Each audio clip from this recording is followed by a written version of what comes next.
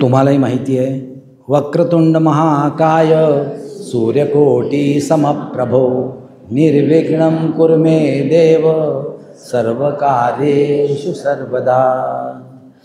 आता अभिनव वाग्विलासिनी ते चातुर्य कला कामिनी ते शारदा विश्वमोहिनी नमली मिया.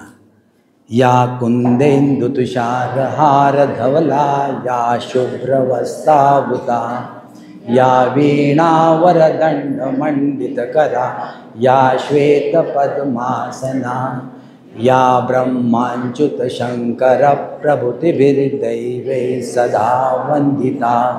सा मां पातु सरस्वती भगवती निःशेषडाढ्यापहा. समर्थाची या सेवका वक्रपा आहे असा सर्व भूमंडळी कोण आहे.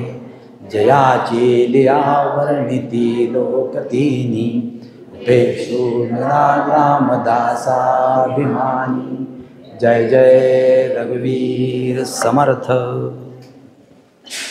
साधकांनो, आज हा आनंद भेटीचा योग आलेला आहे आणि हा भेट, ही जी भेट, आपला संवाद किंवा भेट ज्यांनी घडवून आणलेला आहे ते म्हणजे माधव गंगाधर आफळे.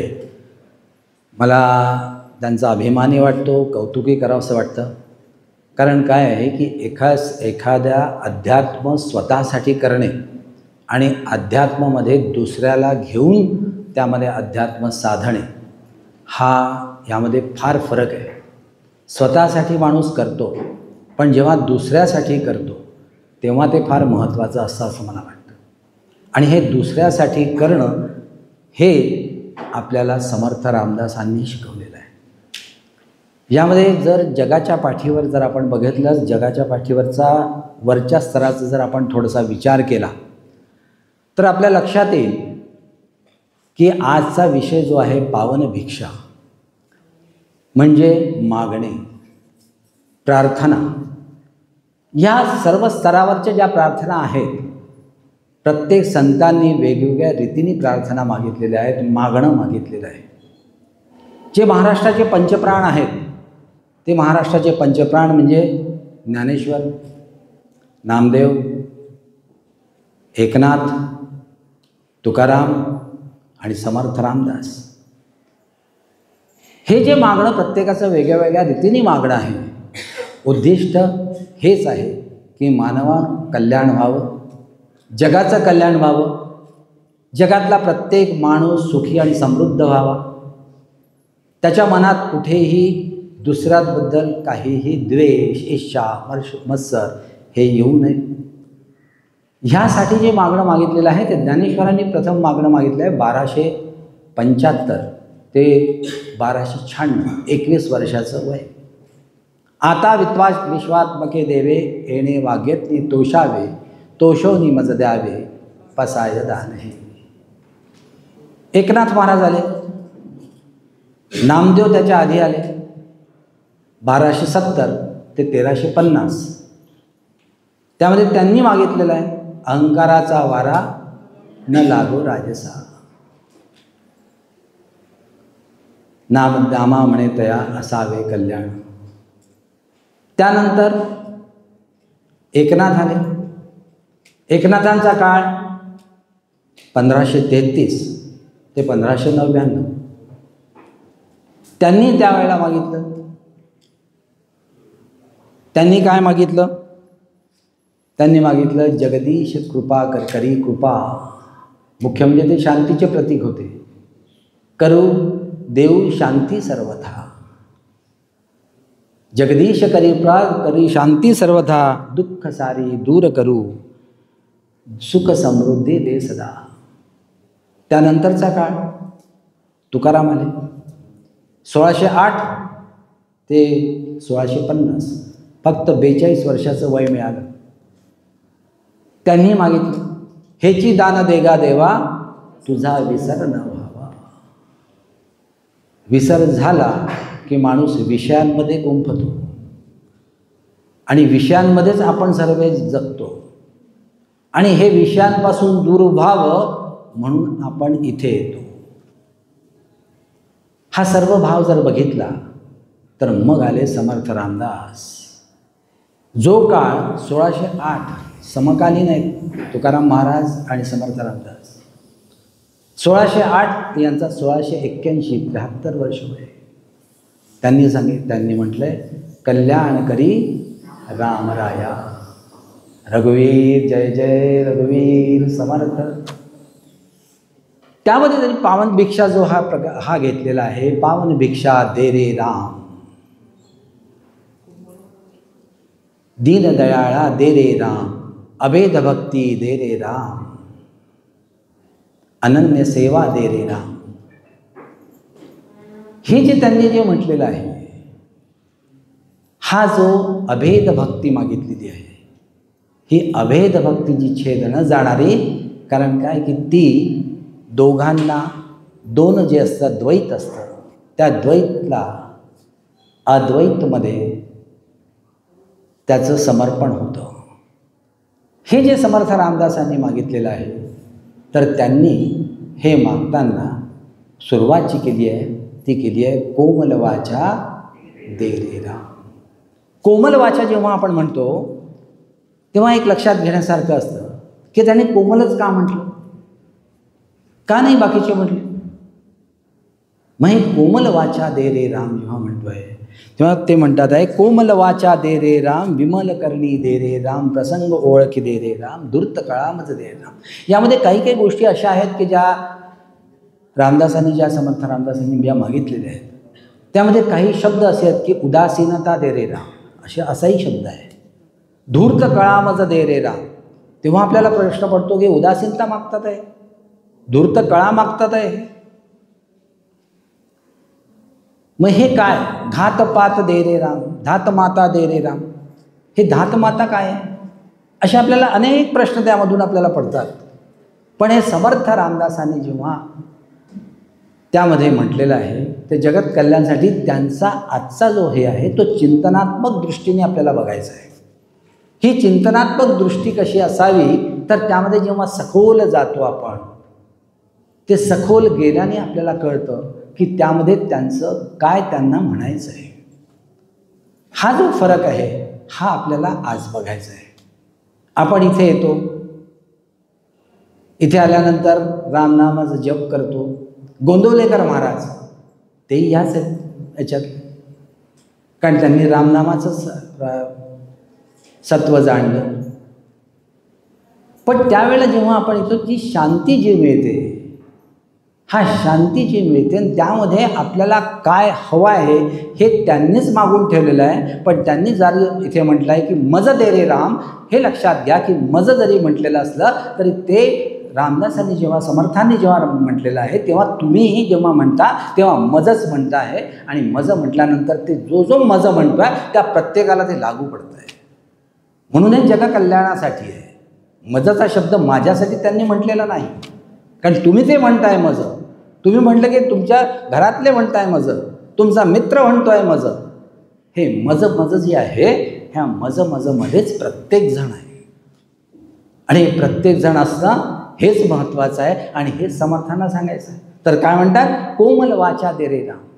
मग कोमल वाचा वाचे बरवे कवित्व कवित्व बरवे रसिकत्व रसिकत्वे परतत्व स्पर्शू जैसा. कोणी म्हटलंय ज्ञानेश्वरांनी.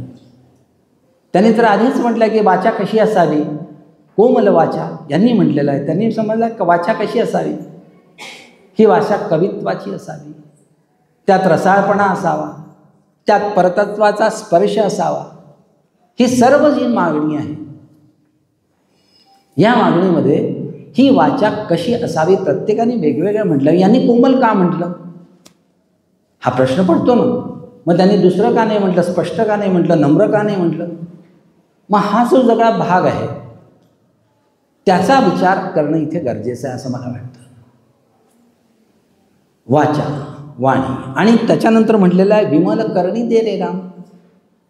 म्हणजे विमल करणी, विमळ म्हणजे मलरहित, निर्मळ. करणी म्हणजे कार्य, करणी म्हणजे पिशाच्य वगैरे समजू नका, करणी केली आपण. करणी म्हणजे कार्य, हे निर्मळ कार्य मला दे, माझ्या हातून घडू दे. प्रसंग ओळखी दे रे राम, प्रसंगावधान मला दे. आणि हे प्रसंगावधान देताना धूर्त काळामध्ये दे. हा पुन्हा प्रश्न पडतो, धूर्त काळा काय? धूर्तपणा हा वेगळा आहे. धूर्त काळात त्यांचा चिंतनात्मक जर घेतला, चातुर्य, हे कोणाला जमलंय? चातुर्य शिवाजी महाराज.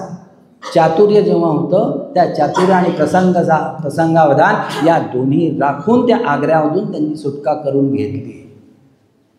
ते चातुर्य मला दे, असं चातुर्य मला दे की माझ्यावर संकट आलं तरी मी त्यातून माझी सुटका करून घेईन. पुन्हा प्रश्न पडतो, कोमल का म्हटलंय? मग हे कोमल म्हणताना हा जो प्रश्न आहे, तर आपली जिव्हा कशी असावी? पुन्हा एक लक्षात घ्या, जिव्हा जी आहे त्याला म्हणतो जीभ. जिभेवर राज्य असतं कोणाचं? शब्दांचं. वाणी जिभेवर राज्य करते. जीभ आणि शब्द, वाणी जिभेवर असते आणि शब्द जिभेवर राज्य, वाणी मुखात राज्य करते असं म्हणू आपण, आणि शब्द हे जिभेवर राज्य करतं, कारण वाणी मुखात असते. ती वाणी जेव्हा मनात येते तेव्हा ती, त्यामध्ये फरक आहे पुन्हा. कारण वाणी कशी, वाचा कशी, एक परावाचा आहे, एक पश्चंती आहे, एक मध्यमा आहे आणि एक वैखरी आहे. परावाचा जी सूक्ष्म असते, जी फक्त परमात्माशी संबंधित असते. पश्चंती जी ध्वनी आहे, जी मुखात प्रकट होते पण बाहेर येत नाही. ती मनात ती प्रगट झालेली असते. प्रगट होणं फक्त प्रगट होणं म्हणजे आतमध्ये आहे, ती अदृश्य आहे, मुखात आहे. आणि परा पश्चंती मध्यमा, मध्यमामध्ये ती व्यक्त होते पण व्यक्त होऊन मुखाच्या बाहेर येत नाही. ती विचार करते, कारण काय, जी जी आलेली असते वाणी, जे जे शब्द आलेले असतात ते बाहेर जाण्याकरता आतुर असतात, पण ते बाहेर जाण्याच्या आतुरतेने जरी असले पण त्या बाहेर येण्यामध्ये कोणते शब्द यावे याचा विचार त्या मेंदूशी होतो.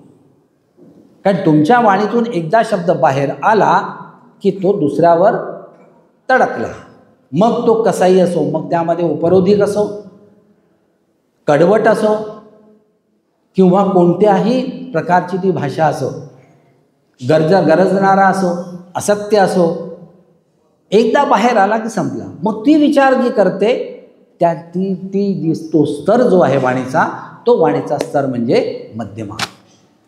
आणि मध्यमाच्या नंतर जो स्तर आहे तो वैखरी, म्हणजे शब्दरूपी तो बाहेर पडतो. म्हणजे प्रथम येणं, त्याच्यानंतर त्याचं विचार करणं, आणि विचार केल्यानंतर ती वाणी बाहेर पडून दुसऱ्याला मग ती सुखद असते, नम्र असते, अधीर असते, बधीर असते, उपरोधिक असते.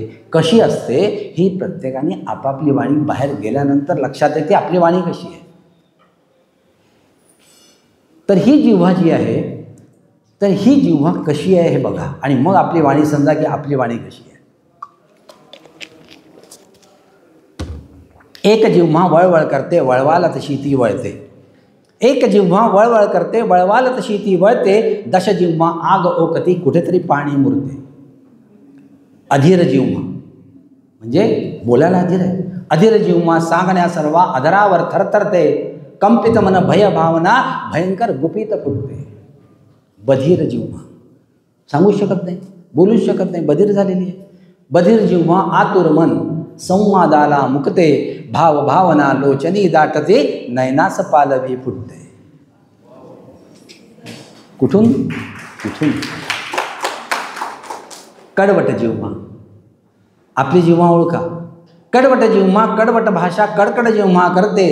आघात मनी खोल हृदयी, छबी जाऊनी बसते. उपरोधिक जिव्हा, दुसऱ्याला टोमणे मारताना आपल्याला म्हणजे हा प्रश्न नाही, हा आहेच. कारण टोमणे मारल्याशिवाय काहींचं दिवसच जात नाही की हा टोमणा मारला बरं वाटतं मला, पण हा स्वभावाचा एक पैलू आहे. उपरोधिक जिव्हा टोचती बोल, अंतरी छेद करते. हलते झाड, तुटते फांदी, हृदयाचे तुकडे करते. ही उपरोधिक जिव्हा. आणि काही गरजे जिव्हा, गरजणारी असते, पण जरी गरजली आणि बरसली तरी त्या जिव्हेला जो समोरचा माणूस असतो त्याला ती प्रेम देऊ शकते. आई आणि मुलगा, आई गरजते कोणावर? मुलावर. कारण गरजल्याशिवाय जोपर्यंत तो 10 वर्षाचा 15 वर्षाचा होत नाही तो म्हणतो गरजतच राहते. पण आतमध्ये प्रेम असते, अंतर्यामी प्रेम असते. गरजे जिव्हा बरसे जिव्हा प्रेमापोटी फडफडते, रागहिताचा परीक्षणाचा अंतरी आतडे तडतडते. ही गरजे जिव्हा.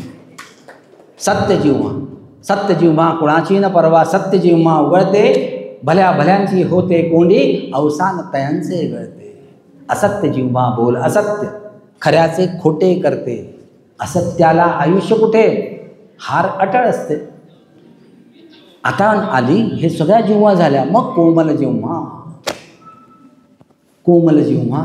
अंगी नम्रता, नम्रतेने विधान करते. कोमल जिव्हा अंगी नम्रता, नम्रतेने विधान करते. आणि ती जिंकून आपुले करते. ती जिव्हा जी आहे ती जिव्हा जिंकून आपुले करते. मग ही जिंकून आपले करणारी जी आहे सुखवी अंतरा, खरं पाहिलं तर तसं आहे ते, सुखवी अंतरा मानवी मनास जिंकून आपुले करते. म्हणजे मानवी मनाला सुखवते आणि तिला आपुले करते. ती कोमल जिव्हा, ती त्यांना अभिप्रेत आहे. ही कोमल जिव्हा दे रे राम, कोमल जिव्हा दे रे राम, विमल करणी दे रे राम. ही जिव्हा मला दे. या सगळ्या जिव्हा आहेत, पण ही जिव्हा मला मिळेल तेव्हा त्यामध्ये नम्रता पण असेल, त्यामध्ये कोमलता पण असेल, ती मृदू असेल, ती सुखवणारी असेल. ही जिव्हा मला दे. आणि ही जिव्हा जर मला मिळाली तर पुढचं माझं आयुष्य पूर्ण चांगलं जाणार आहे. कारण ह्या जिव्हेवरच सगळं आहे. एकदा जोपर्यंत माणूस तोंड उघडत नाही, मुख उघडत नाही, तोपर्यंत मूठ 1.25 लाखाची. एकदा उघडलं की हा माणूस कसा आहे हे प्रत्येकजण जाणतो. तुम्ही सर्व अनुभवी आहे, सगळे साधक अनुभव आहे. तर हे अनुभवी मन जाणतं. कारण आणि मग म्हणतो की हे जर केलं तर मला करणी पण जे कार्य माझ्या हातातून घडू दे ते विमल करणी दे ना, म्हणजे मला रहित निर्मळ कार्य घडू दे. प्रसंग ओळख आणि मला प्रसंगावधानी दे. आणि धूर्त काळा, मी जसं मगाशी म्हटलं की जी धूर्त काळ आहे, शिवाजी महाराजांचं जर उदाहरण आपण घेतलं तर ते चातुर्य जे आहे ते चातुर्य मला दे. हा त्याच्यातला मुख्य गाभा आहे. आणि समर्थ हे त्यांना अंतर्यामी होते, त्यांना सगळं माहिती होतं. आणि म्हणून जो मानव जो प्रपंचात आहे, संसारात आहे, अडकलेला आहे, त्याला तिथून कसं बाहेर काढायचं, त्याला काय द्यायचं, त्यांच्यासाठी काय मागायचं जे जगत कल्याणासाठी उपयोगाला ठरेल, हे त्यांनी मागण्याचा जो प्रयत्न केला आहे ती म्हणजे पावन भिक्षा दे रे राम. जय जय रघुवीर समर्थ. हेच मागत असताना पुढे ते काय म्हणतात, हितकारक मज दे रे राम, जनसुखकारक दे रे राम, अंतरपारक दे रे राम, बहुजन मैत्री दे रे राम. जन हितकारक दे रे राम म्हणजे आपण जे म्हणतो आहे की दुसऱ्यांसाठी मागतो आहे, ती दुसऱ्यांसाठी जे मागतो आहे ते महत्त्वाचं आहे. आणि दुसऱ्यांसाठी मागतो तोच जो आहे तो संताकडे वळतो. संत म्हणजे आपण होऊ शकतो का? नाही. कारण आपल्याला काय आहे? काम आहे, क्रोध आहे, लोभ आहे, मोह आहे, मदमत्सर आहे, सगळंच आहे. यातून जेव्हा आपण बाहेर पडू आणि हे जे आपल्याला जाणवेल की आपण यातून बाहेर पडलेलो आहोत, काहींना जाणवेल कामामधून बाहेर पडलो आहे, काहींना वाटेल क्रोधामधून मला क्रोध कमी येतो त्याच्यातून मी बाहेर पडलेलो आहे, पण माझा लोभ सुटत नाही. उद्या हे घर घेतलं, दोन रूमचा फ्लॅट घेतला, 3 रूमचा पाहिजेच आहे. कारण मुलगा आला, मुलगी आली, सून आला, त्याच्यानंतर हे वाढत जातं ना, हे वाढत कुटुंब वाढत जातं. मग हे सगळं वाढलं, मग लोभ सुटणार कुठे? लोभ आणि मोह त्यामध्ये थोडासा फरक आहे. मग हे सुटणार कुठे? मद मत्सर हे तर अजून चालत राहतं. सुना आल्या की सासू आली, सुना आल्या की तो मद वेगळा असतो, मत्सर वेगळा असतो. कारण का हिला मद असतो की मी मोठ्या घरची सून आहे, मग मला असं आहे, मग मी इथे काय करणार, मीच का वाकू. ह्या सगळ्या गोष्टीचा जो आहे हे सामान्य माणसं आहे. मला म्हणायचा अर्थ आहे की सामान्य माणसाची ही सगळी लक्षणं आहेत. ही लक्षणं जेव्हा जातील तेव्हा तो संत होईल. मग इथे काय म्हटलेलं आहे की हितकारक मज दे रे राम, जनसुखकारक दे, म्हणजे जनासाठी दे, त्यांच्या सुखासाठी दे आणि अंतरपारखी दे. पहिल्यांदा काय म्हणतं, प्रसंग ओळखी दे, प्रसंगावधान दे. आता काय म्हणतात आहे, अंतरपारखी दे रे राम. मला अंतरपारखी कोण होतं? श्रीकृष्ण हा अंतरपारखी होता, जो अर्जुनाला अंतरपारखी होण्याकरिता तालीम देत होता. जेव्हा रणांगणावर द्रोणाचार्य आले, द्रोणाचार्य हरणार नाही हे श्रीकृष्णाला माहीत होतं, त्यावेळेला श्रीकृष्णाने ओळखलं की द्रोणाचार्य हरू शकत नाही, त्यांना कोणी हरू शकणार नाही. मग अंतरपारखी म्हणजे अंतर जो दृष्टिकोन आहे त्या दृष्टिकोनातून त्यांनी जाणलं की करायचं काय. तर त्यांनी काय केलं की युधिष्ठिरला सांगितलं की असं असं मी करणार आहे, आणि अर्जुनाला सांगितलं की हत्ती मार. त्यांनी अश्वत्थामा नावाचा हत्ती मारला. आणि इकडे केलं की युधिष्ठिरा सांगितलं की समजा विचारलं अंतरपारखी, त्यांना पुढचं माहीत होतं की हा जो माणूस जो आहे म्हणजे द्रोणाचार्य जे आहेत ते विचारणार कोणाला, ते कोणावरही विश्वास ठेवणार नाही, ते फक्त विचारणार तर फक्त यांनाच विचारणार, युधिष्ठिराला, जो खोटं बोलत नाही, बाकीच्यांचा विश्वासच नाही. मग हे त्याला आधी माहीत होतं म्हणून त्याने युधिष्ठिरला सांगून ठेवलं तर काय बोलायचं. घडत तसंच गेलं. अश्वत्थामा मेला, ही बातमी पसरली, अफवा पसरली, द्रोणाचार्य विचलित झाले आणि द्रोणाचार्याने विचारावं कोणाला, युधिष्ठिरापाशी आले. युधिष्ठिरला विचारलं काय झालंय, हे खरं आहे का? अश्वत्थामा हतो नरो वा कुंजरो वा, बरोबर त्यांनी उत्तर दिलं. विचलित झाले, त्यांनी हे ठेवलं, धनुष्यबाण ठेवलं. आणि त्याच्यानंतर जे प्रसाद जे सांगायचं आहे श्रीकृष्णाने म्हटले की आता बाण मार, ते हरणार तसे नाहीत. हे अंतरपारखी जे आहे, आतून कळणारं तिसरा डोळा म्हणतात त्याला, किंवा 6th इंद्रिय किंवा 7वं इंद्रिय त्याला म्हणाल, ते अंतरपारखी श्रीकृष्णाजवळ होतं. ते अंतरपारखी तसं मला दे की पुढे मला कळू दे की मी खड्ड्यात पडणार आहे की मला संकट कोणतं येणार आहे किंवा मला काय होणार आहे, ते मला दे. आणि ते महत्त्वाचं आहे. आणि तुम्हाला मी मगाशी म्हटलं त्याप्रमाणे उदासीनता दे रे राम, हे समर्थाने घेतलं आहे. उदासीना म्हणजे उद म्हणजे वर, असीन म्हणजे आसनस्थ. तर तो तसा अर्थ घेऊ नका, चिंतनात्मक अर्थ घ्या की जो वरच्या बाजूला आसनस्थ झालेला आहे तो तृप्त झालेला आहे, निराशा नाही, तो उलट तृप्त आहे. आणि त्या तृप्तीमध्ये तो कुठेही गुंतून पडलेला आहे, तो तटस्थपणे पाहतोय. ही उदासीनता आहे, ती मला दे, तिथे मला जाऊन बसू दे. मला काम, क्रोध, लोभ, मोह, मद, मत्सर यातून वेगळं होऊ दे. इथे मी जर वेगळा झालो तर मला मी शोधता येईल. आणि मी शोधण्याकरता समर्थ रामदासांनी तेच सांगितलं की मी शोधा, आपण शोधावे आपल्यासी. ते शोधणे गरजेचं आहे.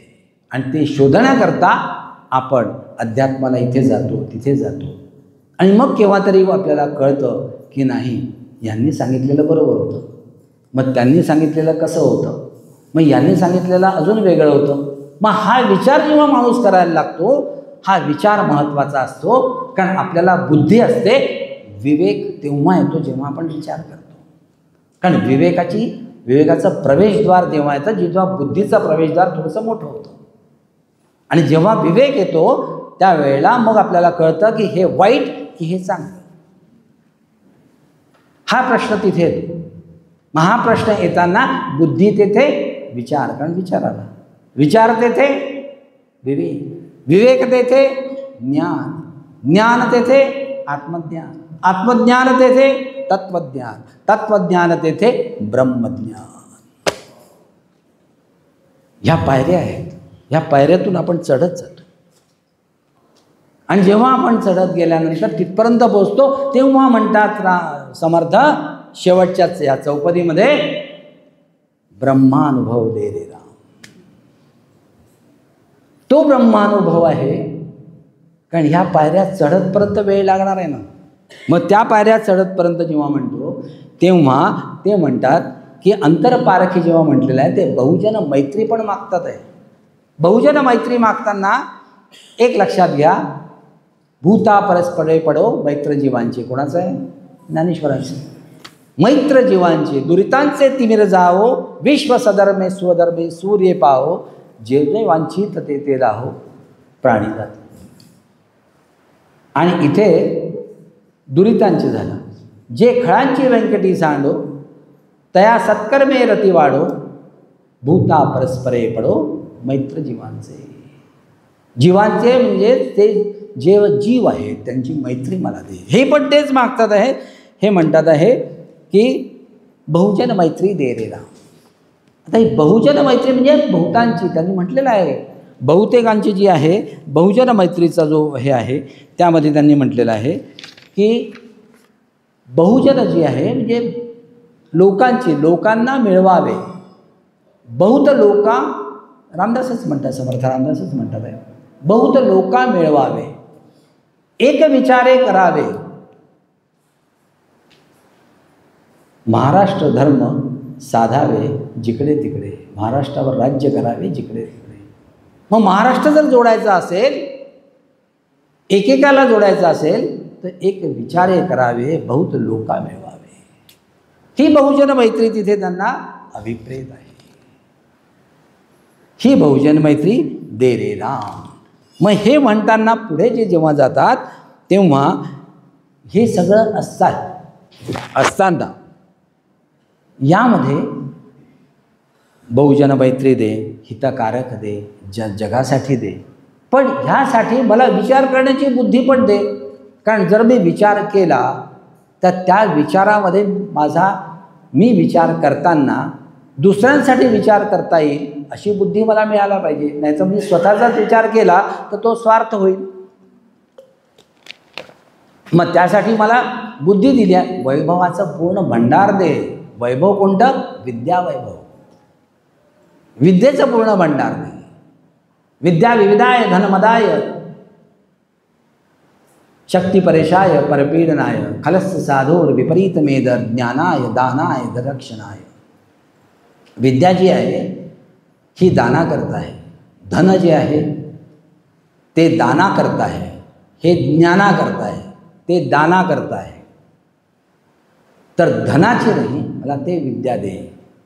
आणि विद्या अशी गोष्ट आहे की विद्येचं जेव्हा आपल्याला मिळते, न चौर्यहार्यम न राज्यहार्यम न भातृभाज्यम न भारकारी वै कृते वर्धते वदित्यम विद्याधनम सर्वधनम प्रदानम.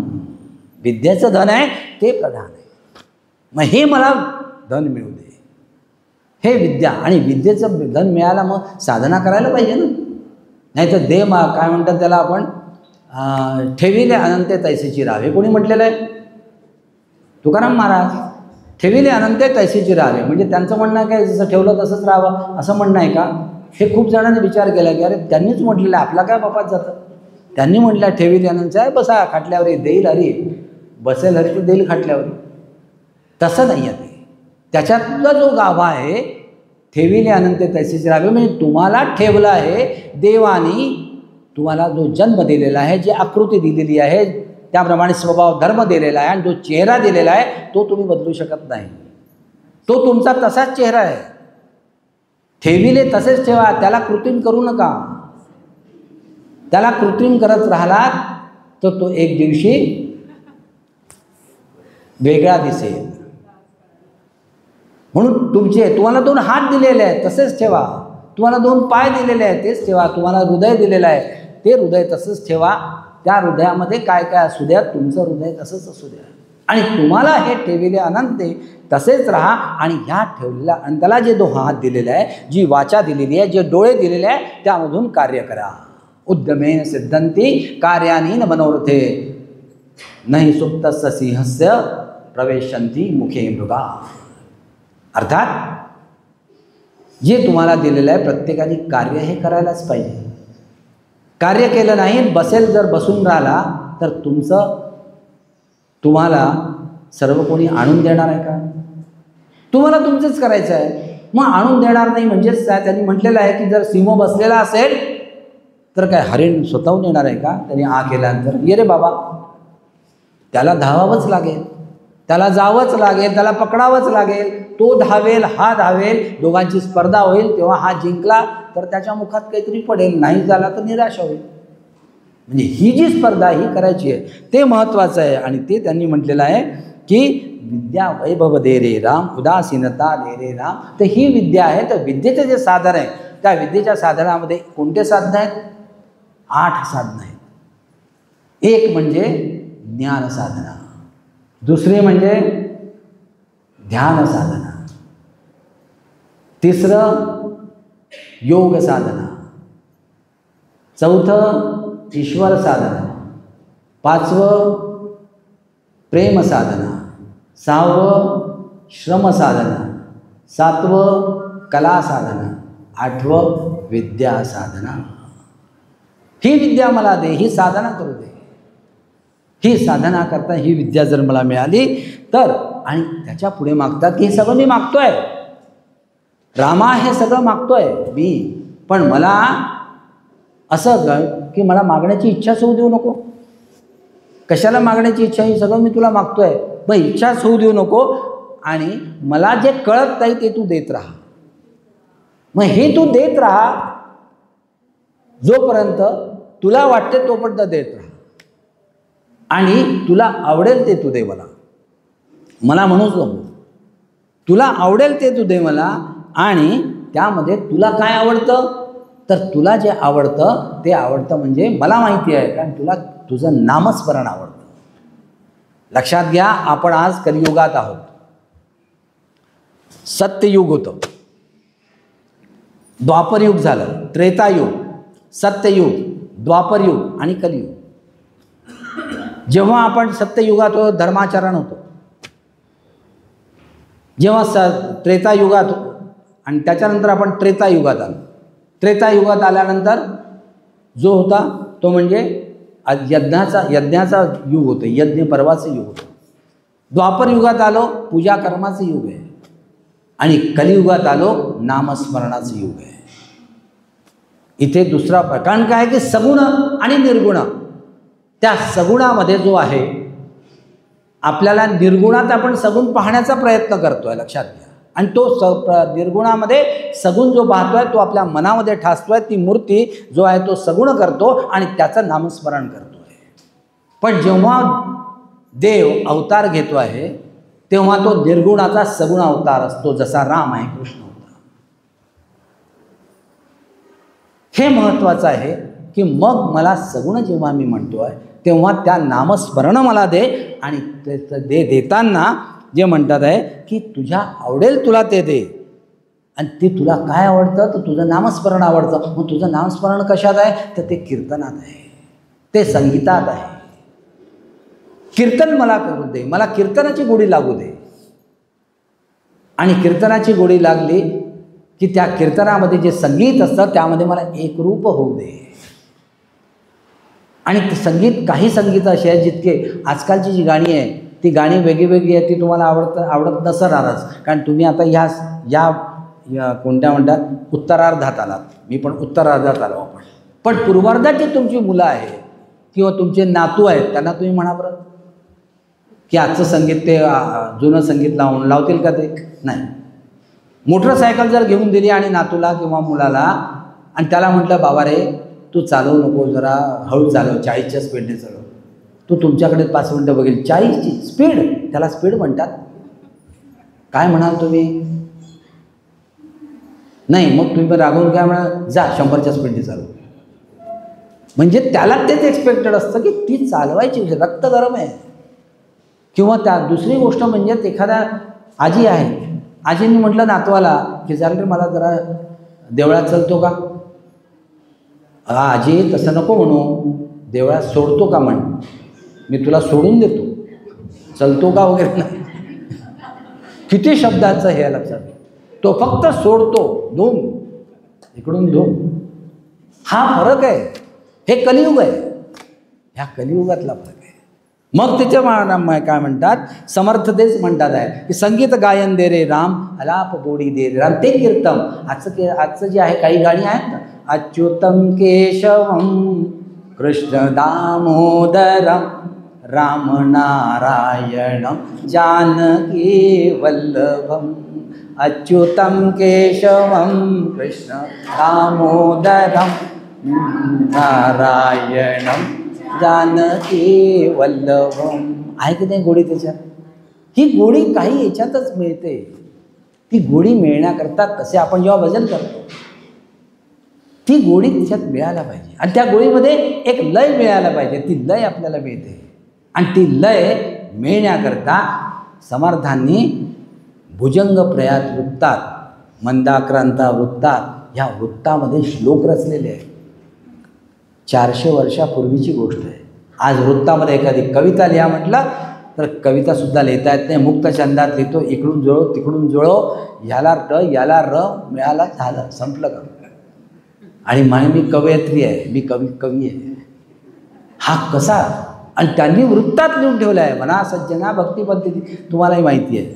भुजंग प्रयात वृत्तात आहे जिथे मना सज्जना ह्रस्व दीर्घ दीर्घ ह्रस्व दीर्घ दीर्घ 4 वेळा आहे. ह्रस्व दीर्घ दीर्घ ह्रस्व दीर्घ दीर्घ ह्रस्व दीर्घ दीर्घ ह्रस्व दीर्घ दीर्घ 12 मात्रा आहेत. मोजून बघा, त्या बरोबर तिथं. मग ह्या ज्या गोष्टी आहेत ह्या त्यांनी तेव्हा करून ठेवल्या आहे. त्यांची बुद्धी समर्थांची किती चाणाक्ष असेल, त्यांचा अभ्यास व्यासंग किती चाणाक्ष असेल, हा विचार करायला पाहिजे. आणि हा विचार करून त्या विचारावर अंमलबजावणी करून आपण आजचं हे जे जीवन आहे ते जीवन जगण्याकरता उद्युक्त व्हायला हवं. हे महत्त्वाचं आहे. म्हणून त्यांनी म्हटलं आहे, तुझी आवडी दे रे राम, संगीत गायन दे रे राम, अलाप गोडी दे रे राम. आणि त्याही याच्यात म्हणतात आहे की धात माता दे रे राम. आता धात माता, धात म्हणजे प्राचीन आणि माता म्हणजे ऐतिहासिक. धात म्हणजे काय होतं? प्राचीनमध्ये काय आहे? उपनिषद आहे, वेद आहे. आणि मात म्हणजे ऐतिहासिक आहे. मोगलांचं राज्य होतं, यादवांचं राज्य होतं. यादवांच्या राज्यानंतर मुस्लिमांचं राज्य आलं, त्याच्यानंतर मराठ्यांचं राज्य आलं, शिवाजींचं राज्य आलं आणि मग इंग्रजांचं राज्य आलं. ही सगळी जी कहाणी आहे, ही सगळी जी झालेल्या या घटना आहे, ऐतिहासिक जे घटतात त्या पण मला असू दे, त्याचं पण मला ज्ञान दे. ते ज्ञान मला असू दे आणि ते अनेक घाटी दे रे राम, धाटी दे रे राम, अनेक पद्धतीने मला माहीत असू दे.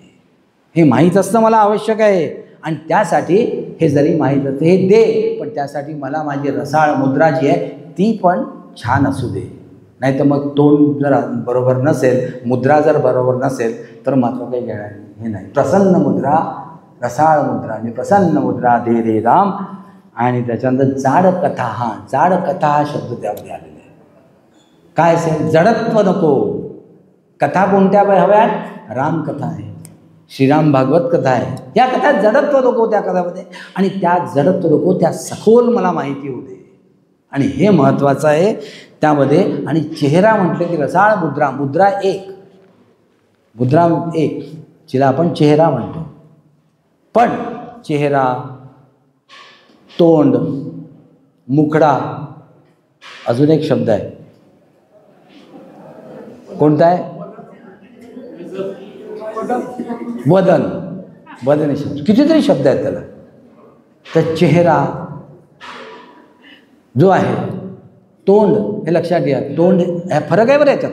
तोंड हे लपवायचं असतं, चेहरा हा दाखवायचा असतो, मुखडा हा गायचा असतो आणि थोबाड हा थोबाड शब्द आहे, थोबाड शब्द. आणि थोबाड हे वाजवायचं असतं. हे सगळे जे शब्द आहे हे शब्द पुल्लिंगी आहे. तो म्हणतो ते थोबाड, तो चेहरा. आणि मुद्रा आहे ती आहे, स्त्रीलिंगी आहे, जिथे कोमलता आहे. ती मुद्रा मला प्रसन्न मुद्रा दे, रसाळ मुद्रा दे.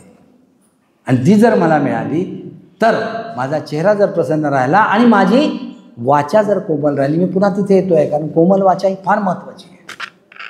आपली जिव्हा कशी आहे तुम्ही लक्षात घ्या. ती जर मला जिव्हा मिळाली आणि प्रसन्न चेहरा मिळाला तर माझं आयुष्य सफल होणार. जाणार कुठे? हे आयुष्य सफल होणार, हे महत्त्वाचं आहे. आणि त्यासाठी मी तुझ्या दरवाजावर दस्तक देतो आहे देवा. कसे दस्तक देतो? दस्तक टाळी दे रे राम, ते दस्तक मी देतो आहे. आणि ती टाळी जी वाजवतो, त्या टाळी वाजवण्यामध्ये एका हाताने वाजवू शकत नाही, ती 2 हातांनी मी वाजवतो आहे. आणि 2 हातांनी जर जवळ आले, दिव्यत्वाची जेथे प्रचिती तेथे कर माझी जुळती. हे कर माझी, हे महत्वाचं आहे. आणि हे जर 2 हात आले तर आतला जो भाग आहे, आतमध्ये जे काय असेल, अहमपणा असेल, जो काही असेल, तो सर्व निघून जायला कारणीभूत ठरतो. पण हे 2 हात एकत्र यायला हवे. आणि हे 2 हात जर बाजूला झाले आणि हा हात जर असा झाला तर संपलं. फक्त हाताचीच मुद्रा आहेत, ह्या मुद्राच आहेत. पण या हाताच्या मुद्रामध्ये हे 2 हात हे महत्त्वाचे आहे. आणि या 2 हातामध्ये शांती आहे, यामध्ये शांती बसते. आणि या शांती बसताना जेव्हा 2 हात असे होऊन जर हे जेव्हा वाजतात, हरे राम हरे कृष्ण हरे राम हरे कृष्ण हरे राम हरे कृष्ण हरे राम हरे, ही टाळी आहे. हरे कृष्ण हरे राम ही टाळी आहे. आणि यामध्ये रामही आहे आणि कृष्णही आहे. त्यामध्ये चेतना आहे, त्यामध्ये उत्साह आहे, त्यामध्ये प्रेरणा आहे आणि त्यामध्ये नामस्मरण आहे. हे नाम मला दे. आणि हे महत्त्वाचं आहे असं मला वाटतं. आणि हे देताना मला शब्द मनोहर दे रे राम. शब्द मनोहर फार मोठं आहे. कारण शब्द मनोहर जे म्हटलं आहे त्याच्या आधी त्यांनी म्हटलेलं आहे की विमल करणी दे रे राम, कोमल वाचा दे रे राम, विद्या वैभव दे रे राम. आता विद्यामध्ये जेव्हा आपण आहे त्यामध्ये विद्यामध्ये सगळं आलंच. पण हे जेव्हा तो शब्द मनोहर जेव्हा मागतात आहे तेव्हा मनोहर शब्द म्हणजे काय? शब्द तर सगळ्यांना आहे. वाचामध्ये शब्द आले, मगाशीच आपण बघितलं की वाचा आली, वाणी आली. वाणी आली ती जिव्हेवर स्वार होते आणि जिव्हा आहे ती शब्दावर स्वार होऊन बाहेर पडते. आता ह्या दोघांमध्ये जेव्हा आहे तेव्हा ते शब्द मनोहर दे. मग ते शब्द जर मनोहर पाहिजे असेल तर त्या मनोहर शब्दात म्हणजे काय असावं? त्या मनोहर शब्दामध्ये ते सौंदर्याने भारलेले असो. हे शब्द सौंदर्याने भारलेले असू दे, भावार्थाने परिपूर्ण असू दे, आशयाने ओथंबलेले असू दे. हे शब्द असे मला दे की ज्या शब्दांवर मी शब्द फेकला की दुसऱ्याला आनंद होईल, दुःख नाही. हे आपल्याला महत्त्वाचं आहे. शब्द असावा दवबिंदू, शब्द असावा दवबिंदू, मोत्यासारखा चमकणारा. शब्द असावा ठिणगीसारखा चटका देऊन जाणारा. शब्द असावा, शब्द नसावा काट्यासारखा दुसऱ्याच्या डोळ्यात खोपणारा. शब्द असावा फुलासारखा सुगंध दरवळत ठेवणारा.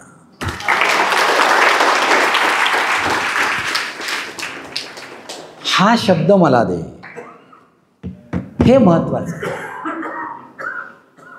असे शब्द जर मला मिळाले तर माझी वाचा जी कोमल देतो तुम्हाला दिली तर मला सर्वार्थाने हे जे जग आहे किंवा हे जे सर्वार्थासमोर आहे हे आपल्याला भारून टाकता येईल. जेवणाच्या व्यवस्थेसाठी आपल्याला 5 मिनिटं देतात ते, नंतर मग आपण जर दुपारी घेणार असेल अर्धा तास. पण 11:50 झाले, हो 12:50 झाले. मग दुपारी पुन्हा घ्यायचं का? आपल्याला जर आपण देणार असेल तर मी 3 वाजता बोलवतो. बोलवा चालेल. मी 1-2 मिनिटात झालं. तर अशा प्रकारचा हा जो आहे हा कधी कधी लिंक तुटते.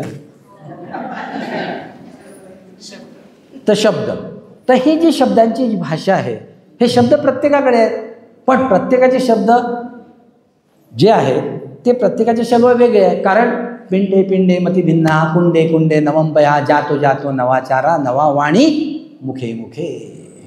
प्रत्येकाची पिंड वेगळी आहेत, प्रत्येकाची मती भिन्न वेगळी आहे, प्रत्येकाची वाणी वेगळी आहे, प्रत्येकाची जात वेगळी वेगळी आहे आणि जातीमध्ये चालीरीती वेगळे वेगळे आहेत. हे सगळं वेगवेगळे असताना मग ते शब्द जे मला दे ते प्रत्येक याच्यात मला कोमल दे आणि मज दे रे. त्याही जातीतला म्हणतो, ह्याही जातीतला म्हणतो, हेही मुख म्हणतं, तेही मुख म्हणतं, ही जिव्हा म्हणते, ती जिव्हा म्हणते. जेव्हा सगळे जिव्हा म्हणत असतील आणि मज मज म्हणत असतील, मज दे रे म्हणजे सगळ्यांनाच दे रे. मग कोमल वाचा देईन, शब्द मनोहर सगळ्यांनाच दे, मला एकट्याला कशाला. मग हे सगळ्यांचं आलं त्याच्यात. मग हे शब्द मनोहर दे रे राम हे महत्त्वाचं आहे असं मला वाटतं. आणि यासाठी जी शब्दांची जी चलन आहे, जे माझ्या वदन जो तुम्ही शब्द वदनला त्यामध्ये हे शब्दांमध्ये राम असू दे, एक राम असू दे.